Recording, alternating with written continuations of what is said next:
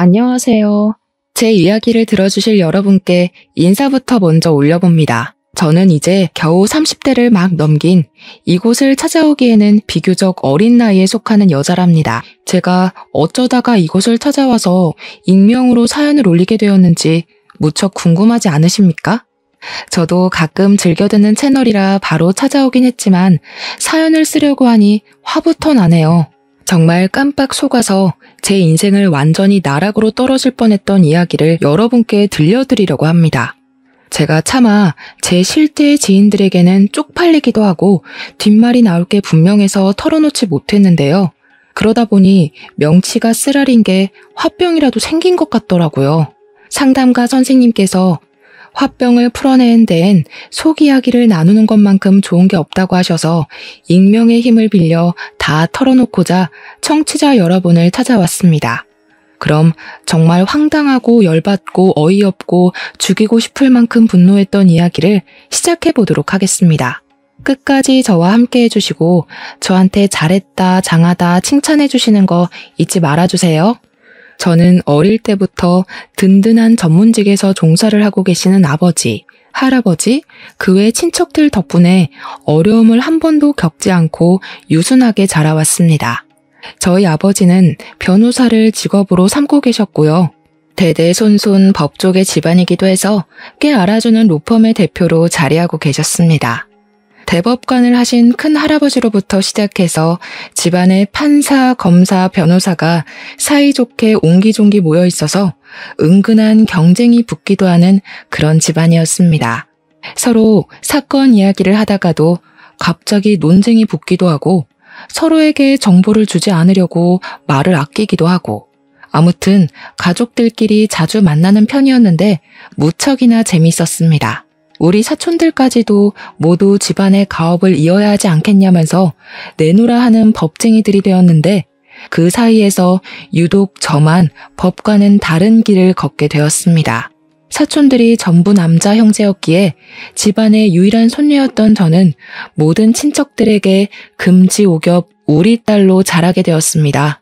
그래서 우리 할아버지께서 절대로 저만큼은 어두컴컴하고 험한 꼴 많이 보는 법조계로 발을 들이지 말라고 신신당부를 하셨습니다. 아무래도 범죄자를 만나야 하고 범죄 현장에 대해 조사를 해야 하고 신물나게 글자를 들여다봐야 하는 일 말고 편하게 좋은 것만 하라는 뜻이었겠죠. 사촌들 사이에서 유일한 소녀였던 저는 어릴 때부터 용돈도 더 많이 받고 칙칙한 건 가까이 하지도 말라는 어명이 있었습니다. 물론 우리 할아버지께서도 판사 출신이셨지만 여자는 조신하게 꽃꽂이나 음악, 미술 이런 걸 하는 게 좋겠다고 하셨습니다.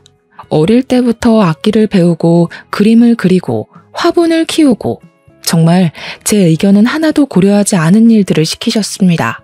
물론 저는 그것들 전부에 소질이 없었고 흥미도 없었으며 취미도 없었습니다. 제가 시키는 일을 잘했다면 일찌감치 적성을 찾아서 예체능 계열로 쭉 나갔겠지만 아쉽게도 저는 그런 조신한 성격이 아니었거든요. 저는 또래보다 성장이 조금 빨랐고 키도 컸으며 뼈대가 아주 남다른 체격을 지니고 있었습니다. 요즘 여성들처럼 뼈대가 마르고 호리호리한 체격이 아니라 딱 봐도 다부진, 조금 솔직하게 이야기를 한다면 덩치가 있는 체질이었습니다. 물론 과하게 살집이 붙어서 그런 건 아니고 정말 체격 자체가 도드라지는 그런 몸뚱어리를 가지고 있었습니다. 초등학교 시절부터 남달랐던 저는 학교 체육선생님의 권유로 유도를 배우게 됐는데 정말 너무나도 소질이 있고 재미까지 있는 게 아니겠습니까? 사람을 엎어치기 할 때 그 희열은 아직까지도 생생할 정도로 저에게 딱 맞는 운동이자 취미였습니다. 하지만 저희 할아버지께서는 늘 곱고 아름다운 우리 손녀딸, 벌레 한 마리도 죽이지 못하는 우리 손녀딸로 알고 계셨기 때문에 제가 유도를 배우는 건 절대적인 비밀이었습니다. 만약 제가 유도를 배우는 걸 아셨다면 그 길로 유도장에 찾아와 제 머리끄덩이를 잡고 집으로 돌아가실 분이었기에 전공은 못하고 취미로만 배우게 되었습니다. 다른 거라도 잘했으면 참 다행일 텐데 하필이면 운동 말고는 적성에 맞는 걸 찾지 못해서 저는 결국 집안의 반대를 무릅쓰고 체육학과에 진학을 했습니다. 몸 다치는 과격한 운동은 절대 안 된다고 해서 어쩔 수 없이 제 진로는 경기 심판일로 정해지게 되었고 생각지도 못한 공부를 하게 되었습니다. 우리 할아버지는 끝까지 저에게 그렇게 남자들이 득실득실한 곳에 찾아가서 일을 해야겠냐고 저를 말렸지만 별 수 있나요? 제가 관심 있는 일이 이쪽이고 잘하는 일도 이쪽인데 제 인생을 대신 살아주실 것도 아니면서 말입니다. 체육학과에 진학한 저는 유일하게 여자 같은 사람이었기에 남학생들의 많은 대시를 받게 되었고 대학을 다니면서 연애도 꽤 여러 번 하게 되었습니다.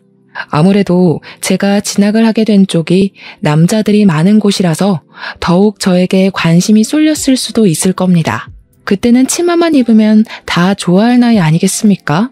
저는 그 기회를 놓치지 않고 열심히 연애를 하면서 학교 생활을 즐겼습니다. 하지만 연애하는 걸 숨기지 못했던 저는 아주 곤욕스러운 일들을 수차례 겪게 되었습니다. 제가 유일한 여자 손녀라고 했잖아요. 우리 일가 친척들이 정말 오버를 해대면서 제가 남자친구를 사귄다는 소식이 들리면 학교에 찾아오고 그러는 겁니다. 진짜 얼굴을 들고 다닐 수 없을 정도로 쪽팔리는 일들이 한두 가지가 아니었습니다. 우리 귀염둥이의 남자친구가 누구냐면서 체육관에 찾아와 고래고래 소리를 지르는 사촌 오빠를 봤을 땐 정말 학교를 휴학할까 고민도 했습니다. 물론 그게 나중에는 일부러 장난을 치려고 한 짓이라는 걸 알고 사촌 오빠의 머리털을 뽑아버렸지만 당시에는 자퇴를 고려할 정도로 큰 수치였습니다. 아무튼 금이야 오기야 잘한 손녀답게 제가 남자친구를 만나도 제대로 된 대우를 받지 못하면 금방 헤어지기 일쑤였고요. 집안에서도 제가 만나는 남자친구를 알게 되면 자꾸 찾아가서 우리 귀염둥이를 울리면 죽여버린다고 으름장을 놓는 바람에 헤어지는 일도 많았습니다. 오죽하면 제가 해외로 도피 유학을 가야 하나 이 집을 떠나야지만 연애도 하고 결혼도 할 수 있겠다 하고 생각을 했으니까요. 그런 일들이 반복이 되니 자연스럽게 저와 연애를 하겠다고 나서는 용감한 인간들의 씨가 마르기 시작했고요. 저는 대학교 3학년 때부터 딴 데 눈을 돌리지 않고 학교 생활만 열심히 하는 학생이 되었습니다. 부모님께서는 절대적으로 말리셨지만 국제 심판이 되려면 필수적으로 유학을 가야 해서 저는 대학을 졸업한 이후에 유럽으로 유학을 떠나게 되었습니다. 4년을 공부를 하고 국제 심판 자격증을 취득한 이후에 한국으로 돌아왔는데 그게 제 나이 29살의 일입니다. 꽤 오랜 시간 해외 생활을 했기 때문에 한국으로 돌아와서 부모님과 함께 사는 생활이 즐겁고 행복했습니다. 아침밥을 걱정할 일도 없고 어머니께서 생필품도 사다 주시고 집안 살림도 다 봐주셨기 때문에 일에만 집중할 수 있는 시간이었습니다. 우리 부모님도 정년을 향해 가면서 가정에 더 충실하시려고 노력하셨기에 우리 가정은 항상 웃음이 끊이지 않았습니다. 저는 운 좋게 바로 취업을 할 수 있었고 국내 대회 심판 일을 보면서 하루하루를 즐겁게 보내고 있었습니다. 제가 취업을 한 지 한 6개월쯤 지난 어느 날 우리 회사분 중 한 분이 저에게 남자를 소개해주고 싶다고 이야기를 하셨습니다. 한국에 와서는 남자친구를 사귀지 않았기 때문에 괜찮겠다 싶어서 뭐 하는 사람이냐고 물어보았습니다. 그러자 되게 비밀인 것처럼 상당한 부자라고 이야기를 하는 게 아니겠습니까? 자기도 간단한 회식 자리에 참석했다가 만나게 된 사람이라고 했습니다. 경기를 하게 되면 후원을 하는 스폰서 기업들이 붙기 마련 아니겠습니까? 그런데 가끔은 개인이 후원을 하기도 하거든요. 이 사람은 알부자인데다가 스포츠에 관심이 많은 사람이라서 개인적으로 경기 후원을 하는 사람이라고 하는 겁니다. 사실 개인이 큰 국내 대회 스폰서를 자처한다는 게 쉽지 않은 일이거든요. 정말 돈이 많아야지만 할 수 있는 일이랍니다. 잘 아시는 분이냐고 했더니 그건 아니고 다른 팀 회식 자리에서 소개를 받은 사람인데 제가 딱 생각났다면서 부잣집에 시집을 가면 자기한테 한턱 쏘라고 하더라고요. 사실 저희 집도 따지고 보면 부잣집이었기에 상대방이 돈이 많고 적고는 상관없었지만 계속해서 한번 만나보라고 권유를 하는 상사의 말을 거절하긴 좀 그랬습니다. 회사 사람들은 저희 아버지가 국내 5대 로펌 중 하나의 대표이고 집안이 대대손손 법조계 집안이라는 걸 모르고 있었기 때문에 그냥 웃고 말았습니다. 저에게 여자는 돈 많은 집에 시집 가는 게 최고라면서 보통 부자는 아닌 것 같으니 잘해보라고 만나보기도 전에 설레발을 치시더라고요. 상사가 그렇게까지 이야기를 하는데 저도 부자인데요? 하고 거절을 하는 것도 영 아닌 것 같고 남자를 만나고 싶은 마음도 있었기에 알겠다고 했습니다. 상사는 제가 긍정의 의미를 비추자 미혼이니까 이런 자리도 생기는 거라면서 수다스럽게 이야기를 하더라고요. 말에 어폐가 있긴 했지만 저를 위해서 그런 자리를 마련해 주신 거라고 하니 저도 기분 좋게 소개팅을 하기로 했습니다. 연락처를 받고 시간을 내서 소개팅 자리를 마련하게 됐는데 상대방 남자분이 생긴 것도 번지르르하게 꽤 잘생겼고 행색도 멀끔하더라고요. 아무래도 제가 보고 자란 브랜드들이 있으니까 남자가 딱 제 앞에 서자마자 머리부터 발끝까지 스캔을 쭉 했는데 옷도 죄다 비싼 것들이었습니다. 그 남자가 입고 온 슈트가 우리 사촌들이 좋은 자리 있을 때 입고 다니는 명품 슈트랑 같은 것이었거든요. 그날 밥 잘 먹고 저에게 집까지 데려다 주겠다고 해서 본가로 향하는데 차도 외제차를 끌고 왔더라고요. 아, 진짜로 개인 스폰을 하는 엄청난 알부자구나 라는 생각을 하게 됐습니다. 제가 소개팅 자리에서 직업을 물어볼 때 그냥저냥 주식이나 투자로 돈을 번다고 했었거든요. 그 말은 딱히 직업은 없다는 뜻 아니겠습니까? 그런데도 명품 슈트에 외제차를 끌 수 있는 유지력이 있다는 거니까 집안 자체가 부자구나 하는 생각을 하게 되었습니다. 생각보다 대화도 잘 통하고 허세도 없는 사람이라서 첫 만남에 집까지 데려다주고 하는 걸 거절하지 않았습니다. 그날 이후로 연락도 더 자주 하게 됐고 다음에 또 만나자는 약속도 잡게 되었습니다. 몇 번 만나보니까 사람이 더욱 진국이라는 걸 알 수 있게 되었습니다. 세심하게 배려를 하는 모습이라던가 제가 불편해하는 기색을 바로바로 눈치챈다던가 정말 로맨스 소설에 나올 법한 남자였습니다. 매번 저의 본가까지 데려다 주었고 저의 운전기사를 자처하는 그 남자에게 누가 빠져들지 않을 수 있을까요?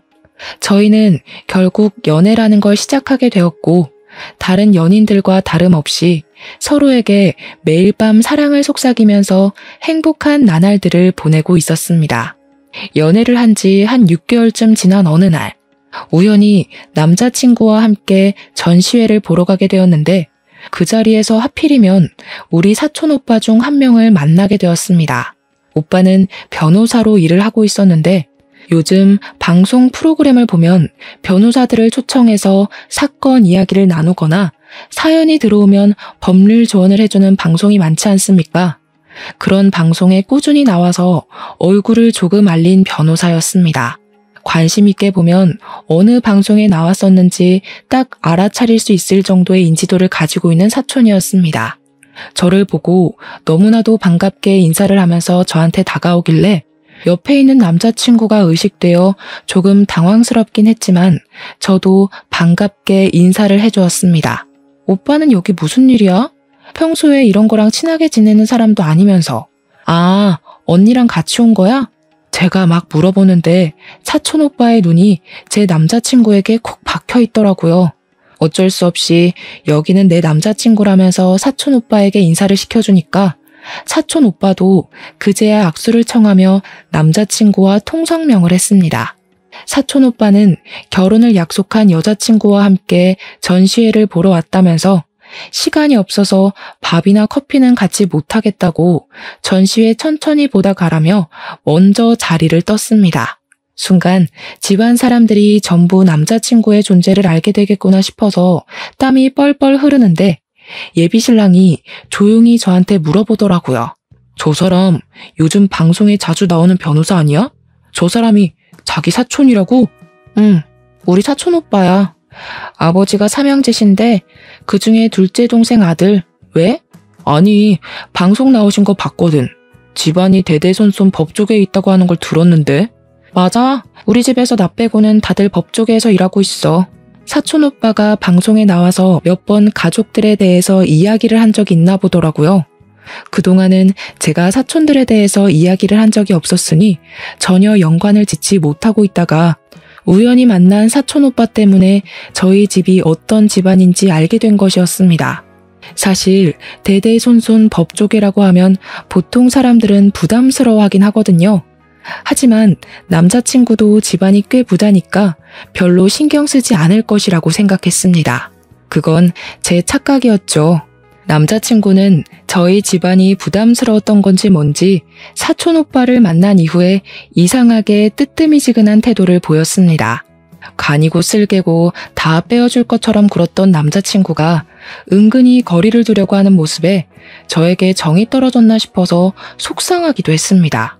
저는 참지 않고 솔직하게 말을 해달라고 왜 요즘 거리를 두는 거냐고 물어보니까 화들짝 놀라면서 오해라고 하더라고요. 투자를 하던 주식 하나가 손해를 보게 되어서 요즘 기분이 좋지 않았다고 걱정시켜서 오히려 미안하다고 저에게 사과를 했습니다. 그 뒤로는 또 잘해주길래 정말 투자 때문에 그런가 보다 하고 생각하게 되었어요. 하지만 간혹 가다가 이상한 기분이 들 때도 있었습니다. 예를 들면 남자친구가 자기는 미국 유학을 다녀왔다고 이야기를 했는데 동부 서부를 헷갈려 하더라고요. 거기다가 저도 유럽권으로 유학을 갔다 와서 영어를 더 많이 썼었는데 예비 신랑은 미국으로 다녀와 놓고도 영어를 잘 하지 못했고요. 한인타운에서 생활해서 그렇다고 하는데 아니 학교 수업은 영어로 받지 않겠습니까? 좀 아리송한 느낌이 들었습니다. 과거 이야기를 하면 은근히 불편한 기색을 보이기도 하고 해서 뭔가 제가 알면 안 되는 사정이 있는 것 같다는 느낌을 지우지 못하고 그냥 넘어가게 됐죠. 예비 신랑이 상당히 언변이 좋았기 때문에 금방 다른 주제로 확확 넘어갔기에 저는 별 의심을 하지 않고 넘어가게 되었습니다. 그래도 헤어질 만한 일은 아니었기에 1년을 넘게 연애를 하게 되었고 변호사 사촌 오빠가 입을 다물고 있다가 새해에 친척들이 다 모인 곳에서 폭탄을 터뜨렸습니다.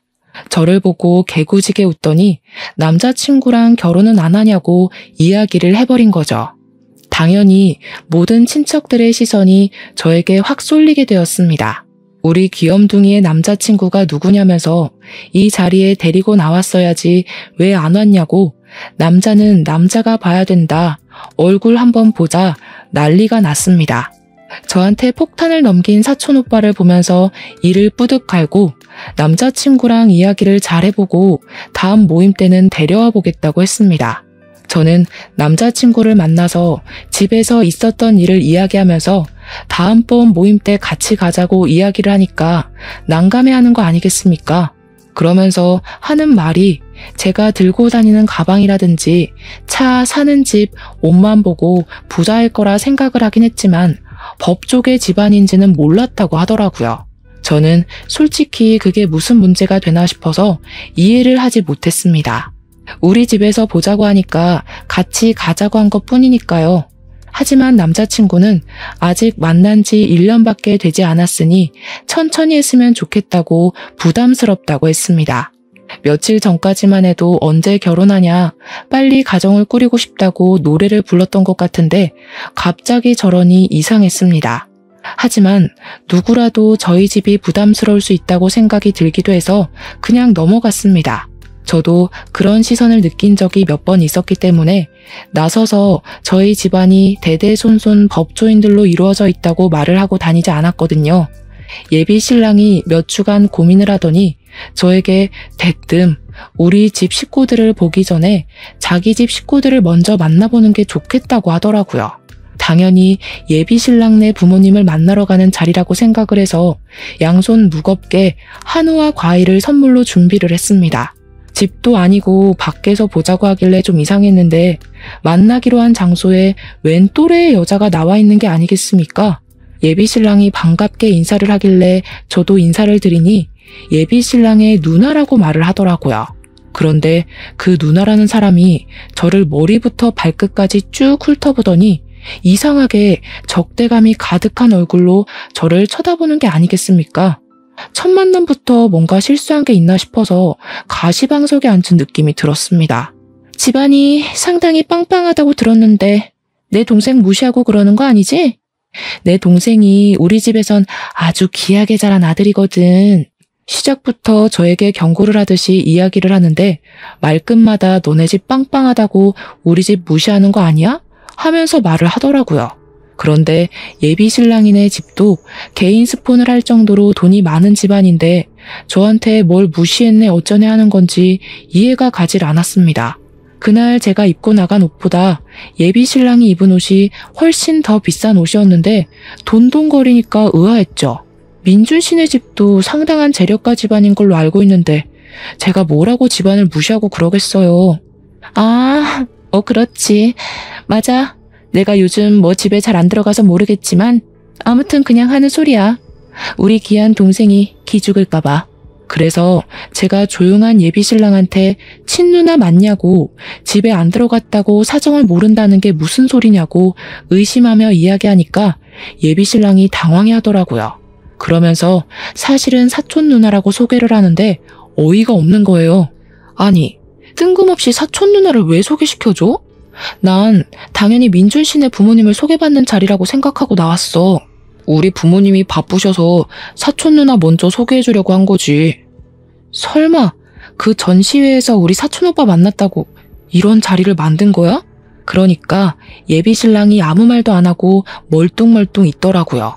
그 사촌 누나라는 사람이랑 자기가 무슨 어릴 때부터 친남매처럼 달아왔기 때문에 결혼할 사람이 생기면 당연히 서로 보여주기로 했다고 변명을 하더라고요. 제가 어이가 없어서 말없이 뚱하게 앉아있으니까 그때부터 사촌 누나라는 사람도 저한테 말 한마디 안 거는데 와, 진짜 뒤통수 맞은 느낌이 들었습니다. 저도 먼저 화해의 제스처를 취하고 싶지 않아서 물어보는 말에만 대충 대꾸하고 자리를 빨리 끝내고 싶은 사람처럼 굴었습니다. 드디어 예비 신랑 입에서 이만 일어나자는 이야기가 나왔고 당연히 제가 준비해간 선물은 민준 씨 손에 들려주려고 했죠. 근데 사촌 누나라는 사람이 선물 준 거는 잘 먹을게 하면서 양손에 쥐고 일어나려고 하는 게 아니겠습니까? 놀래서 제가 확 낚아챘습니다. 저를 무슨 짓이냐는 듯 쳐다보길래 이것까지 주면 진짜 호구 잡히는 것 같은 기분이 들어서 웃으면서 이야기를 했습니다. 이거는 민준 씨 부모님 드리려고 산 거라서요. 민준 씨가 집으로 가지고 들어가. 얘 좀 봐라. 얘, 내 입은 입도 아니니? 내가 안 그래도 물어보고 싶은 게 많았는데 우리 민준이 얼굴 봐서 꾹 참았거든. 너네 집안 사람들은 죄다 법조계에서 일한다고 하더니 너는 왜 체육과야? 공부 못해서 어쩔 수 없이 그쪽으로 빠진 거 맞지? 보니까 집안이 잘난 거지 지는 잘난 거 하나 없구먼. 진짜 열이 확 뻗치는 게 예의가 없어도 너무 밥 말아먹었다 싶더라고요. 제가 인상을 쓰고 사촌 누나라는 사람을 쳐다보니까 더럽고 치사해서 그냥 가겠다고 빈손으로 성큼성큼 나가더라고요. 제가 또 기골이 장대한 여자고 키도 사촌 누나보다 크고 운동을 계속 해왔으니까 몸이 진짜 좋은 편에 속하거든요. 제가 째려보니까 무섭기라도 했나 완전 뒷공문이 빠지게 도망간다 싶어서 솔직히 조금 고소한 마음도 들었습니다. 운동을 배운 게 이런 데서 도움이 될 거라고는 생각도 못했거든요. 예비 신랑의 가족이긴 하지만 어쨌든 사촌 누나를 만난 이후에 제가 우리 부모님을 만나러 가자고 이야기를 하는데 계속 이 핑계 저 핑계 대면서 미루더라고요. 안 되겠다 싶어서 그럼 예비 신랑이네 부모님부터 만나러 가겠다고 집으로 가자고 하는데 집에 왜 오려고 하냐 그냥 편하게 밖에서 만나자 하더라고요. 집 청소를 안 하고 뭐 주식 자료며 그런 걸로 정신이 없다고 밖에서 만나야 부모님도 편하실 거라고 하더니 나를 안 잡는 거예요. 만나자, 날 잡을게. 아, 그날은 안 된대. 이게 무한으로 반복되니까 저도 짜증이 나잖아요. 그래서 그냥 결혼하지 말자고 때려치우자고 강하게 나갔습니다. 그제야 다음 주 토요일에는 시간이 된다고 하셨다면서 만나자고 하는데 점점 정이 털리더라고요. 결국에는 토요일에 시부모님 되실 분들을 만나서 한정식 집에서 밥을 먹었는데 예비 시부모님 인상이랑 예비 신랑의 인상이 완전히 달라서 놀랬습니다. 예비 신랑은 키도 크고 피부도 하얀 편이고 쌍꺼풀이 없는 눈이었는데 시부모님은 두 분 다 쌍꺼풀도 있고 키도 작고 까무잡잡하시더라고요. 길 가다가 가족이라고 말 안 하면 진짜 생판 남이구나 싶을 정도로 닮은 구석이 하나도 없었습니다. 그날 한정식 집에서 뭐 들어도 안 들어도 상관없는 살아온 이야기 같은 걸 듣고 자리를 파하는데 제가 잘 먹었습니다 하고 인사를 했어요. 그러니까 예비 시부모님께서 무척이나 당황해 하시면서 본인들은 당연히 예비 며느리가 사주는 줄 알고 지갑을 안 들고 왔다고 하시는 거예요. 어쩌지? 우리가 지갑이 없는데 하는데 황당해서 그냥 제가 계산을 하고 나왔습니다. 예비 신랑도 어쩔 줄 몰라 하면서 부모님이 지갑을 안 들고 오실 줄은 꿈에도 몰랐다고. 뭐 어쩌겠어요. 그 뒤로 저희 집안 가족 모임이 잡히게 되었고 예비 신랑에게 우리 집 모임에 같이 가자고 했습니다. 매년 어버이날마다 가족들끼리 모여서 밥을 먹는데 한 3주 정도 남은 시점이었거든요. 이왕이면 미리 말해주는 게 좋겠다 싶어서 이야기를 했죠. 그러니 예비 신랑이 알겠다고 그날 만발의 준비를 해서 오겠다고 하더니 그 다음 날부터 주식시장의 변동이 심해서 일을 좀 해야 할 것 같다고 만나주질 않더라고요. 이건 또 무슨 일인가 싶어서 어이가 없었지만 저도 경기 일정이 계속 잡혀 있었기 때문에 서로 바빠서 아예 만나지를 못했습니다. 어버이날 전날에 약속 있지 않았지? 하니까 걱정하지 말라고 준비 다 했다고 하더라고요. 그래서 가족들에게 줄 선물이라도 챙긴 건가 싶어서 혼자 기특해하고 있었습니다. 이번에도 만나는 게 부담스럽다고 하면 파혼할 각오까지 하고 있었기 때문에 예비 신랑이 순순히 따라오겠다고 한 점에서 점수를 듬뿍 주었습니다. 결혼 준비를 시작한 것도 아니고 이제 겨우 인사를 드리는 것뿐인데도 이렇게 복잡하니 결혼 준비는 얼마나 복잡할까 겁이 나기도 했습니다. 어버이날 전날 예비 신랑에게 미리 집안 분위기도 설명해 줄 겸 점수 따려면 해야 하는 행동도 말해 줄 겸 만나자고 했더니 알겠다고 하더라고요. 그래서 회사 쪽 카페에서 만났는데 저는 진짜 너무나도 놀라고 말았습니다. 신랑이 글쎄 쌍꺼풀 수술을 하고 나타난 게 아니겠습니까? 너무 놀란 나머지 커피를 쏟은 것도 모른 채로 입을 떡 벌리고 있었습니다. 예비 신랑이 수줍게 웃으면서 잘 어울리냐고 우리 집에 잘 보이고 싶어서 쌍꺼풀 수술을 했다고 하는 겁니다. 그런데 쌍꺼풀을 어디서 수술한 건지 너무 두껍게 집어버린 탓에 너무 느끼해져 버린 거예요. 꺼벙해진 눈을 보는데 도무지 시선을 맞추지도 못하겠고 멀쩡하게 잘생긴 그 얼굴을 왜 저렇게 망쳐놨나 싶어서 속이 답답할 지경이었습니다. 물론 얼굴 뜯어먹고 사는 건 아니지만 성형 수술을 해서 더욱 못나져버린 얼굴을 보니까 없던 화병이 다 생길 지경이었습니다. 수술한 지 3주가 됐다고 했으니 제가 우리 집에 인사를 드리러 가자고 하자마자 눈을 수술을 하고 나타난 것이었습니다. 그동안 실밥에 붓기 때문에 저랑 데이트를 하지 못했던 거라고 이제 와서 말해서 미안하다고 하면서 활짝 웃는데 못 참겠더라고요. 진짜 눈이 감기나? 싶을 정도로 두껍게 집은 탓에 저게 붓기인 건지 아니면 붓기가 다 빠진 건지 헷갈릴 지경이었습니다.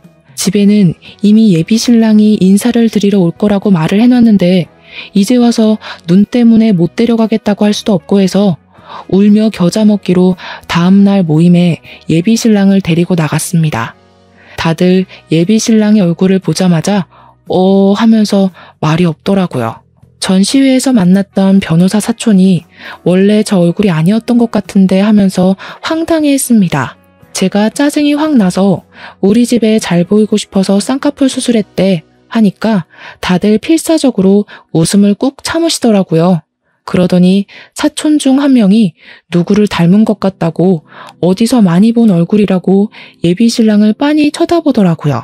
그 사촌은 검사로 일을 하고 있는 사촌 오빠였는데 계속 뚫어지게 쳐다보니까 예비 신랑이 부담스러워했습니다. 아, 닮긴 누굴 닮아. 그만 쳐다봐. 웅삼이. 그 말에 다른 가족들도 결국 웃음을 참지 못하고 다들 빵 터지고 저는 응삼이 누군지 몰라서 막 찾아보는데 사진 보고 뒤로 자빠질 뻔했습니다.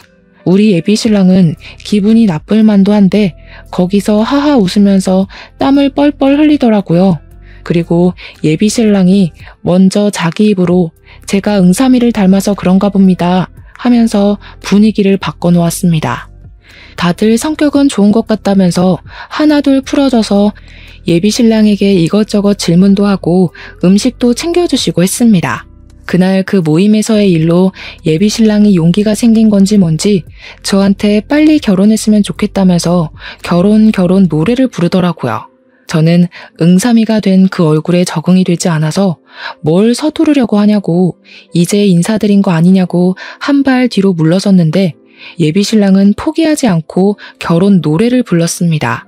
그러던 어느 날 사촌 누나라던 여자가 저한테 만났으면 좋겠다고 연락이 오더라고요. 더 이상 볼 일이 없을 거라고 생각했는데 꼭 할 말이 있다고 저를 부르길래 어쩔 수 없이 자리에 나가게 되었습니다. 너네 결혼 이야기 오가고 있다는데 맞니? 이야기를 들었을지 모르겠는데 사실 민준이가 지네 부모랑 좀 안 친해. 그래서 혼자 산 지도 오래됐고 민준 씨 부모님이랑 함께 산다고 했었는데요. 그래서 집에도 놀러 가본 적이 없는데 무슨 말씀이신지. 아니, 혼자 사는 거나 다름없다고. 사람 말을 끝까지 들어야지 왜 말을 끊니? 민준이네 부모님이 집에 잘 안 들어오는데 가끔 와서 그래. 그런데 사촌 누나분이시라는 분은 외가 쪽 친척이에요? 친가 쪽 친척이에요? 지금 그게 중요하니? 중요한 건 그게 아니라 내가 민준이랑 제일 친한 가족이고 내가 너한테 부탁할 게 있어서 좀 보자고 한 거야. 다른 건 아니고 내가 민준이한테 그간 빌려준 돈도 좀 있고 내가 돈이 급해서 그런데 돈 좀 해줘. 저는 순간 저한테 돈이라도 맡겨놓은 줄 알고 깜짝 놀랐습니다. 민준 씨에게 빌린 돈이 있으면 당연히 민준 씨에게 받으셔야지. 그걸 왜 저한테 달라고 하세요? 민준이한테 이야기 못 들었어? 요즘 주식 상황이 별로 좋지 못해서 민준이 투자금 회수하는 게 좀 버겁다고 하더라. 어차피 너네 예단 예물 그런 거 다 할 거 아니야? 민준이네 부모님은 그런데 관심도 없어. 내가 민준이랑 제일 친한 가족이니까 대신 받는 셈 치는 걸로 하면 되잖아. 그거는 제가 시부모님과 만나서 상의를 해보도록 할게요. 어른들도 계시지 않는 자리에서 저희끼리 정하는 건 아닌 것 같습니다. 민준이네 부모는 민준이 제대로 키우지도 않았다니까. 그 부모들은 받을 자격이 없는 사람들이야. 내가 민준이 업어 키운 거나 마찬가지인데 내가 받아야 하지 않겠어? 당당하게 이야기를 하는데 이게 무슨 콩가루 집안인가 싶더라고요. 계속 말을 이어가 봐야 저한테 불리할 것 같다는 생각이 들어서 시댁에서 저에게 해주는 게 없다면 저도 딱히 준비할 맘 없다고 선을 그었습니다. 그러니까 화들짝 놀라면서 집도 부자인데 당연히 바리바리 예단을 준비해야 하는 거 아니냐면서 친척들 것까지 싹 다 준비를 하라고 훈수를 두더라고요. 시댁에서 예물을 줘야 저도 구색에 맞춰서 준비하는 거 아니겠습니까? 근데 한술 더 떠서 사촌 신우가 저에게 종이를 내밀더라고요. 이거 예단 목록인데 우리 집에 살림 채워야 할 것들 써놨어. 집을 해온 것도 아니고 아직 상견례니 뭐니 결혼 준비를 하나도 한 게 없는데 예단 목록이라며 그것도 사촌 신우 집안 살림을 채우라뇨. 종이 적힌 목록이 아주 가관이었습니다. 자기네 집에 냉장고, 세탁기, 건조기, TV를 놔달라고 적어놨길래 기가 막히더라고요. 막말로 친누나도 아니고 사촌 누나인 주제에 뭘 받아 챙기겠다는 건지. 민준 씨가 집을 몇 평 해오는지에 따라서 금액 맞춰 해갈게요. 이건 사촌 신우와 할 이야기가 아닌 것 같습니다. 그러고는 더 말할 필요도 없겠다 싶어서 그 자리를 박차고 나왔는데 뒤늦게 문자가 와서는 저에게 돈 좀 달라고 한 500만 원만 보내주면 된다고 하더라고요.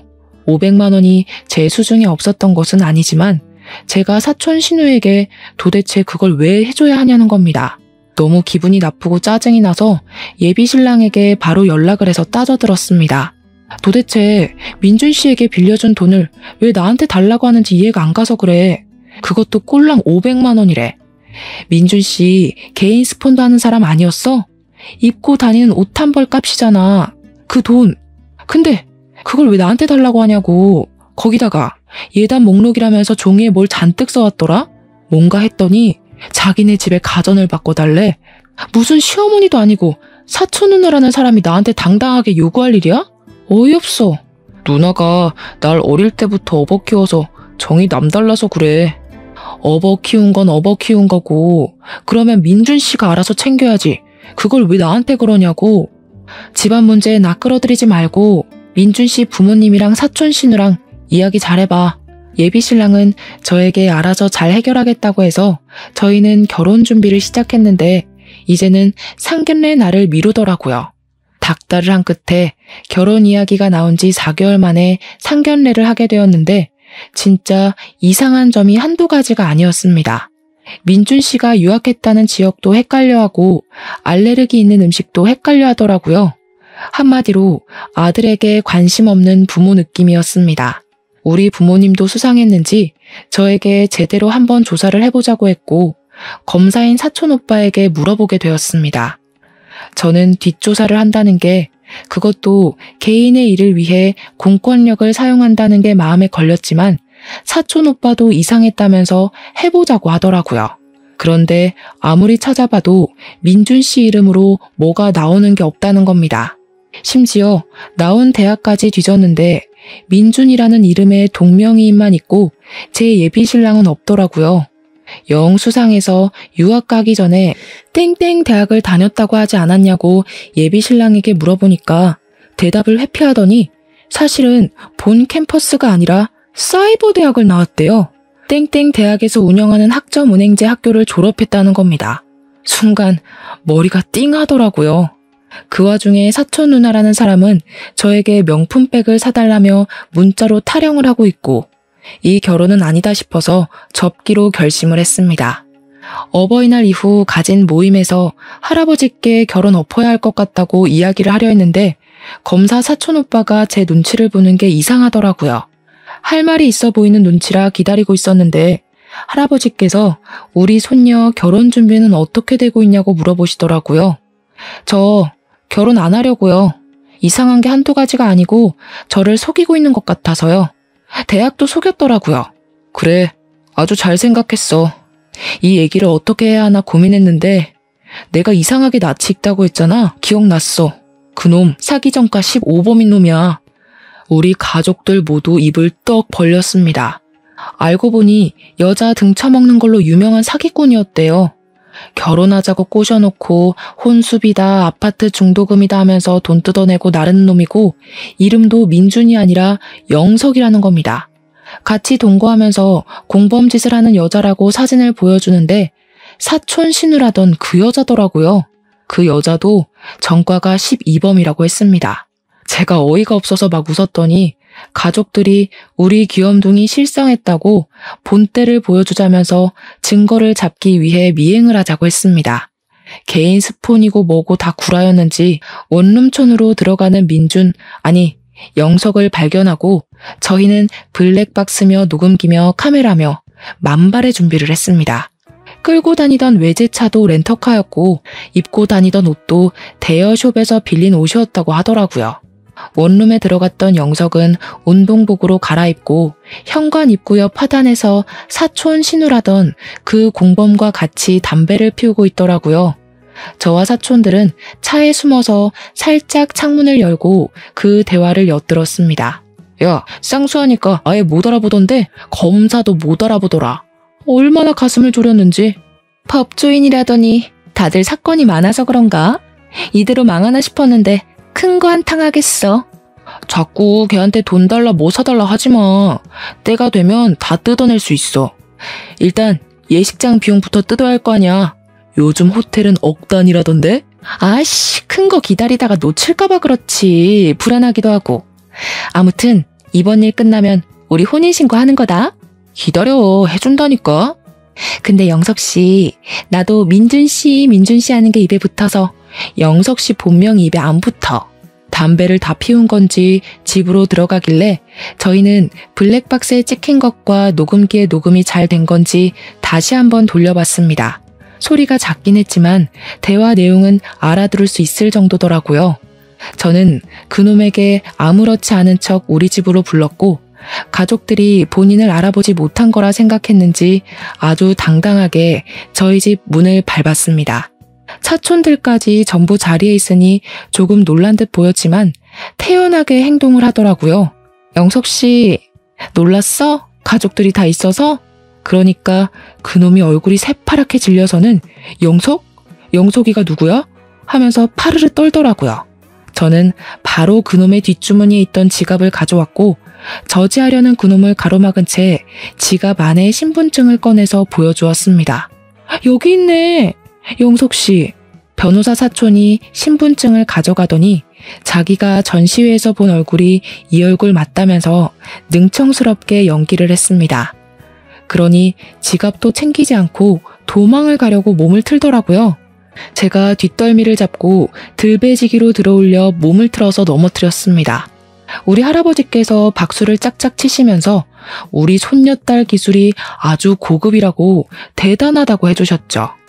저는 사기꾼에게 모든 진술을 다 하라고 협박을 했더니 그제야 저희 사촌들의 귀에 팍 눌려서는 잘못했다고 빌더라고요. 경찰에 바로 신고를 해서 여기 사기꾼이 있으니 잡아가라고 했고 사기꾼은 저에게 한 번만 봐달라고 눈앞에 나타나지 않겠다고 했지만 저는 조용히 그놈을 경찰에게 인계했습니다. 경찰서에 가서 사기꾼이랑 공범이랑 둘 다 자기들은 돈이나 현물을 받은 게 없어서 사기죄가 성립이 안 된다고 뻔뻔하게 나오더라고요.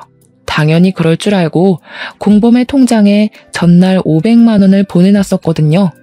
이체 내역이랑 공범이 저에게 돈 달라고 했던 문자를 보여주니 경찰도 혐의가 인정된다고 했습니다. 억울한 눈으로 저를 바라보는데 저는 웃으면서 제가 당할 뻔한 이야기를 쭉 경찰에게 진술했습니다. 이미 전과 15범, 12범이라서 가중처벌을 받을 텐데 합의하실 거예요? 아니면 소송 전? 당연히 소송이죠. 합의를 울부짖는 그 연놈들이 유치장에 갇히는 걸 보고 나서야 저는 경찰서를 나왔습니다. 당연히 집안에 빵빵한 변호사들이 있는데 소송전으로 가야지 뭐 한다고 합의를 하겠습니까? 결국 두 사람은 사기죄에 사칭죄까지 붙는 바람에 전과가 하나씩 늘어나게 되었고 짧지만 징역형도 살게 되었습니다. 그 뒤로 아주 불편하게 사촌들이 직접 소개해주는 남자들만 만나라는 할아버지의 명령이 떨어졌지만 한동안 남자 만날 일은 없을 것 같습니다. 제 이야기 재미있으셨나요? 다음에도 재미난 일이 생기면 이곳에 찾아와 속 시원하게 풀고 가도록 하겠습니다. 감사합니다.